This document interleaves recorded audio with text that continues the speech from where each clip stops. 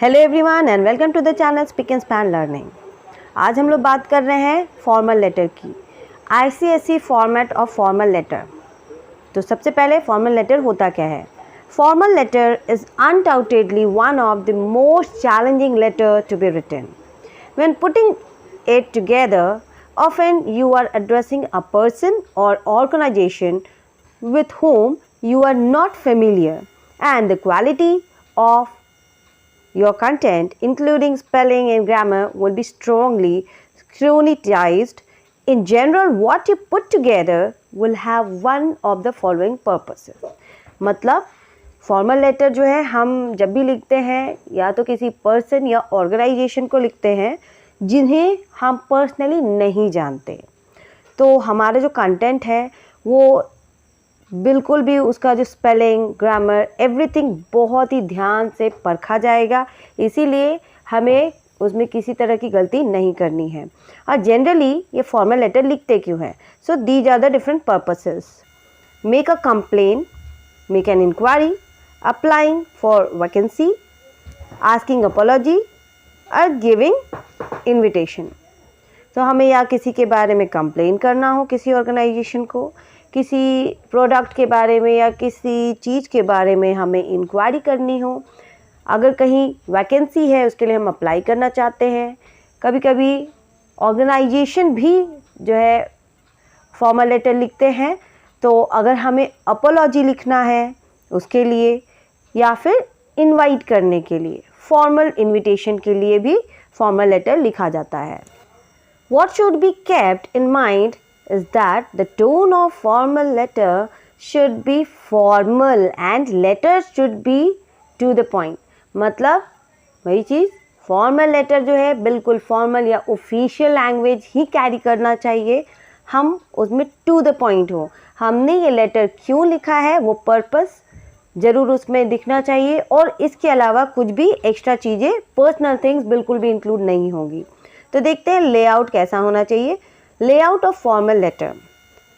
तो लेआउट यहाँ पे हमारे पास दो लेआउट होता है। See layout 1।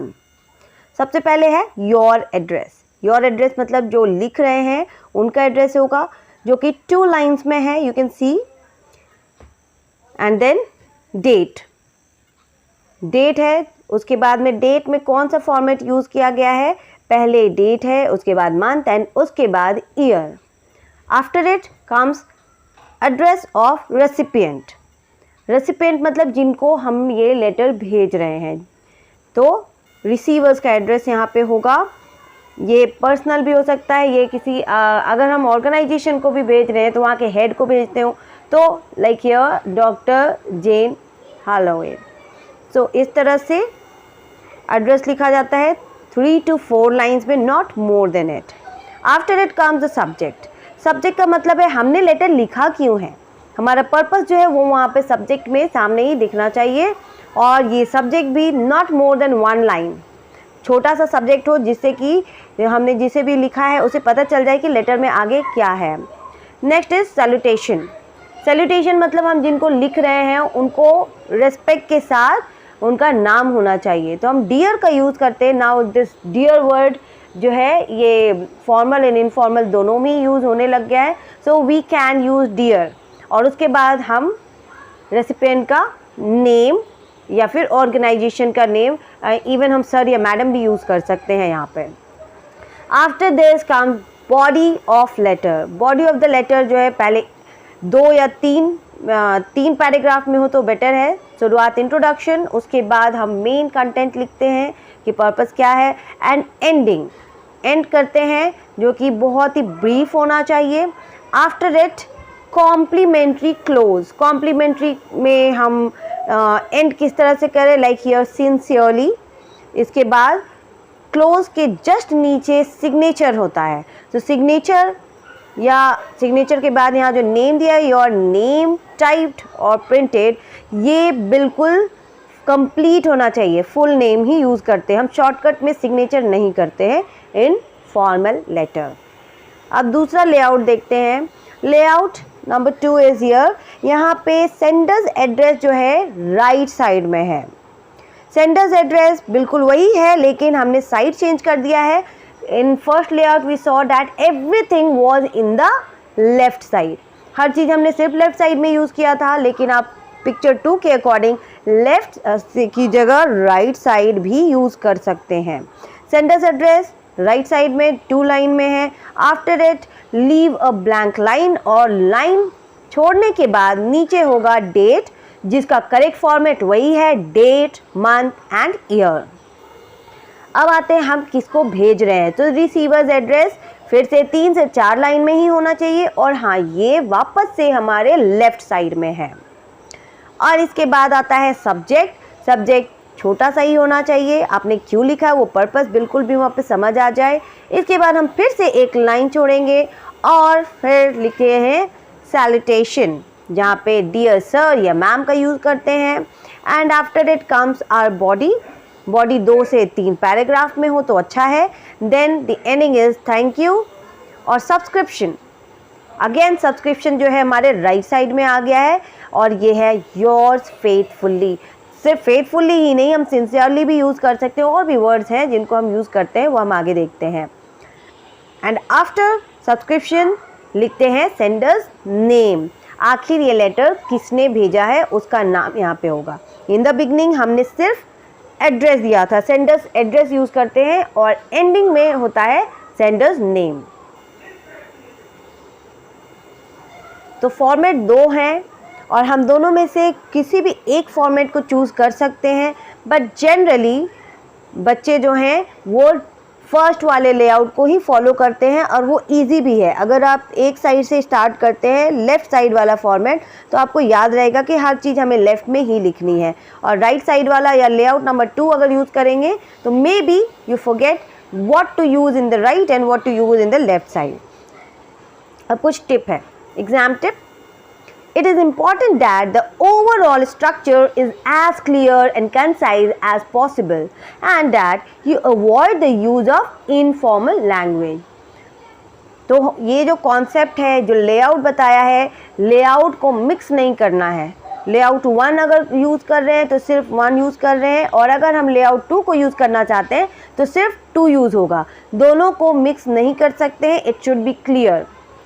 और लैंग्वेज जो यूज़ करते हैं वो भी ऑफिशियल लैंग्वेज होगा, इनफॉर्मल लैंग्वेज का यूज़ नहीं किया जाता है फॉर्मल लेटर्स में। अब देखते हैं एक एक करके कि इन सारे वर्ड्स का मीनिंग क्या है जो हमने लेआउट में देखा है।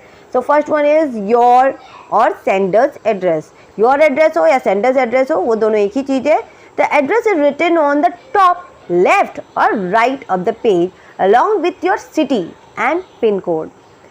तो ये हम चाहे लेफ़्ट साइड में लिखे या राइट साइड में लिखे, जो लेआउट 1 और 2 के अकॉर्डिंग है, और इसमें सही तरीके से हमारे छोटे एड्रेस, मतलब आपका home number, street, town, city, और इस तरह से लिखना है। 2 line 3 line it's maximum, last में पिन कोड जरूर दें। After it comes date. The date should be written under the sender's address. Sender address के जस्ट बाद हमें डेट लिखना है। Leave a gap and then write the date in the format. तो हमें एक गैप जरूर देना चाहिए, सेंडर्स एड्रेस के बाद में एक गैप हो, और उसके बाद जब डेट लिखते हैं तो डेट इस तरह से ही होगा, डेट, मंथ एंड ईयर। जो एग्जाम्पल में दिया हुआ है दैट इज 10th अगस्त 2000, और फिर 2023, 24 जब भी आप लिखेंगे वो एड्रेस डालेंगे। Date should always be written in full form and no shortcut are to be followed. Example, जब हम लोग किसी तरह कभी कभी कॉपी में इस तरह लिख लेते हैं ना 10, 8 या फिर August 10, इस तरह से बिल्कुल नहीं लिखना है। फॉर्मल लेटर में फॉर्मल लैंग्वेज यूज़ कर रहे हैं, इसीलिए complete name of the month, complete name of the date वो होना ज़रूरी है। Date, month and year format ही फॉलो करेंगे। Now comes receivers or recipient's address. This address is of the person the letter is being addressed to the receiver. हम जिसे भेज रहे हैं उस पर्सन को हम रिसीवर या रेसिपिएंट कहते हैं, तो उनका नाम और उनका एड्रेस होता है।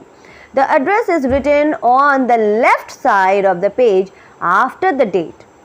ये लेफ़्ट साइड में ही होगा, इसे हम राइट साइड में नहीं लिख सकते हैं। डेट के जस्ट बाद रिसीवर्स एड्रेस होता है। It can be address to a particular person और organisation.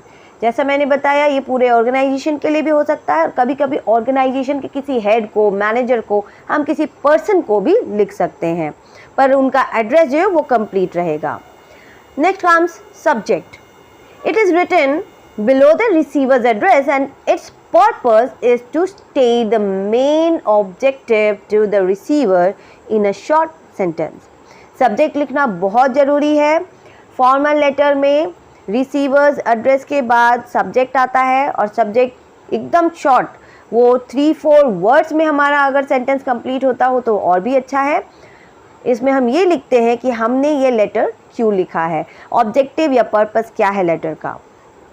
After it comes salutation. Since it is usually a business letter that falls under formal letters, you would not know the receiver personally. Hence, the titles of salutation are put in the following manner, followed by their surname along with a dear. तो salutation में हम dear word का use करते हैं। सबसे पहले लिखेंगे dear और dear के बाद हम ये जो फॉलोइंग वर्ड्स है ना, इनमें से किसी एक को यूज़ करेंगे, क्योंकि हम नहीं जानते कि ये किसके लिए है। हम उस व्यक्ति को पर्सनली नहीं जानते। जितने भी फॉर्मल लेटर होते हैं वो जनरली बिजनेस लेटर होते हैं, तो वो किन के पास जाएगा हम नहीं जानते हैं। So we have to use the title. उनका पर्सनल नेम नहीं लेते हैं, हम टाइटल यूज़ करते हैं और टाइटल से पहले हम with respect mister, Mrs, doctor, इस तरह के वर्ड्स को यूज़ करते हुए उनका सरनेम ऐड करेंगे, नॉट नेम, सरनेम। तो पहले लिखना है डियर और डियर के बाद अगर क्या लिखना है, male receiver who is married और अनमैरिड। अगर मेल रिसीवर है, चाहे वो मैरिड हो या अनमैरिड हो, उनके लिए हम मिस्टर यूज़ करेंगे। सपोज़ हम लेते हैं शर्मा, तो होगा डियर मिस्टर शर्मा। अगर female receiver who is married, receiver कोई फीमेल है तो मिसेस, MRS यूज़ करेंगे। If female receiver who is unmarried, अगर अनमैरिड रिसीवर फीमेल है तो MS यूज़ करते हैं एंड DR यूज़ करते हैं, चाहे वो मेल हो या फीमेल हो। Who is doctor by profession. तो इस तरह से हम डियर के बाद में मिस्टर, मिसेस, मिस, डॉक्टर वगैरह यूज़ करेंगे और उसके बाद उनका सरनेम यूज़ करते हैं इन सैल्यूटेशन।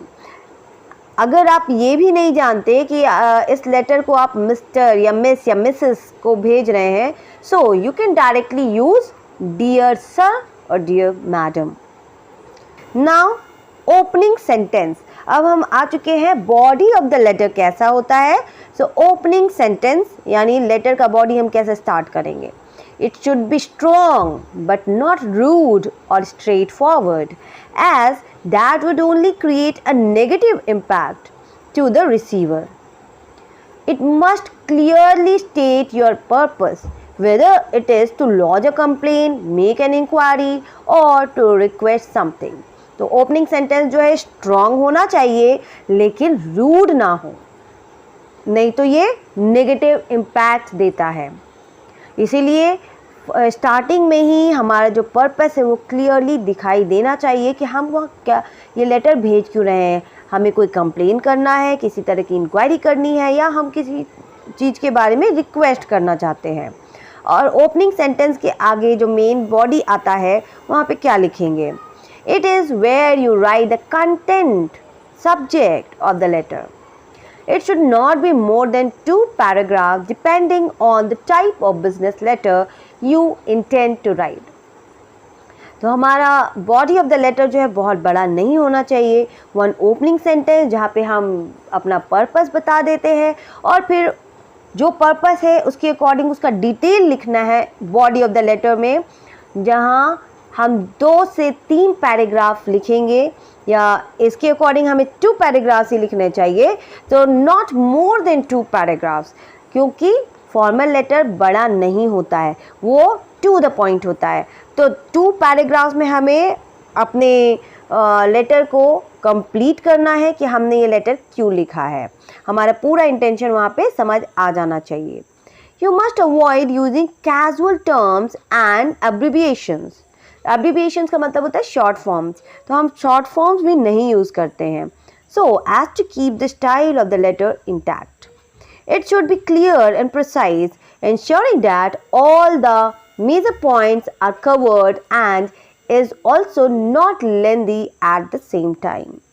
तो जो कुछ भी हमें लिखना है पूरे डिटेल्स तो उसमें कवर होने ही चाहिए बॉडी ऑफ द लेटर में, लेकिन लेंदी ना हो, ये बहुत लंबा चौड़ा नहीं होना चाहिए, बस क्लियर एंड प्रिसाइज, मतलब छोटा सा ब्रीफ हो लेकिन सब कुछ उसमें समझ आ जाए. Next comes closing. तो अब हम उसे एंड कैसे करेंगे.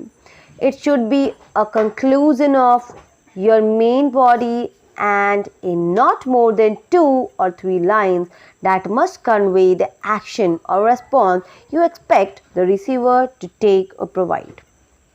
तो लेटर की बॉडी में हमने लिख दिया कि कंटेंट क्या है, लेकिन उसे एंड करना भी बहुत ज़रूरी है. तो एंड में हम फिर से उस चीज़ को दोहराएंगे कि हमने ये लेटर क्यों लिखा है इन वेरी शॉर्ट, जो कि 2 से 3 लाइन में ही होना चाहिए, और ये ज़रूर लिखा हो कि हम किस तरह का रिस्पॉन्स एक्सपेक्ट करते हैं अपने रिसीवर से.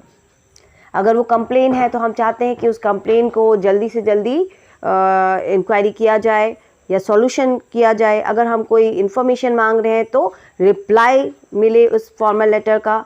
सो this is what is written in the closing of the letter. अब आते हैं सब्सक्रिप्शन, या जिसे हम कॉम्प्लीमेंट्री क्लोज भी कहते हैं. It is written on the left or right side of the letter below the closing, leaving some gap. मतलब मेन बॉडी जब हमारा कंप्लीट हो गया, हमने लेटर कंप्लीट करने के बाद एक लाइन गैप देना है और फिर सब्सक्रिप्शन लिखना है. It usually ends with yours faithfully, sincerely, respectfully.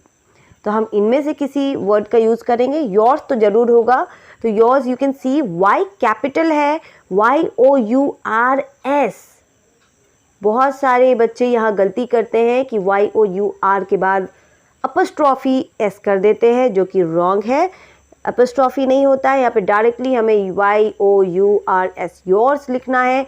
और नेक्स्ट वर्ड जो है फेथफुली, सिंसियरली, रेस्पेक्टफुली, जो भी वर्ड हम यूज़ कर रहे हैं इनमें से वो स्मॉल लेटर से ही स्टार्ट होगा, वो कैपिटल लेटर नहीं होगा. So only the first letter, that is Y, will be in capital. Next is signature or name of sender. This comes only after the subscription and includes both the signature and name of the sender. बस subscription लिखा, उसके just नीचे subscription के just नीचे signature होता है और signature के नीचे कंप्लीट नेम होना चाहिए सेंडर का. अनलाइक इनफॉर्मल पर्सनल लेटर, जो कि हम इनफॉर्मल या पर्सनल लेटर में नहीं लिखते हैं. You should put your signature first and then write your full name with your designation if any with in brackets under the signatures. तो हमें क्या करना है, सिग्नेचर करना है, सिग्नेचर के नीचे कंप्लीट नेम लिखना है विद द सरनेम, और अगर हमारा कोई डेजिग्नेशन है तो वो डेजिग्नेशन भी हम जस्ट नेम के नीचे ही लिखेंगे inside a bracket. So this is how we can write. यहाँ पे हमारे पास एक एग्जांपल है, योर्स फेथफुली, फुल नेम और डेजिग्नेशन. अगर आप किसी ऑर्गेनाइजेशन से है तो आपका डेजिग्नेशन भी होगा, वो आपके फुल नेम के नीचे लिखा जाना चाहिए, और अगर नहीं है तो इसकी कोई ज़रूरत नहीं है, आपका लेटर यहीं पे कंप्लीट होता है. So children, we have completed the format of formal letter, और फिर हम इसके कुछ सैम्पल्स देखेंगे example in another video. Thank you.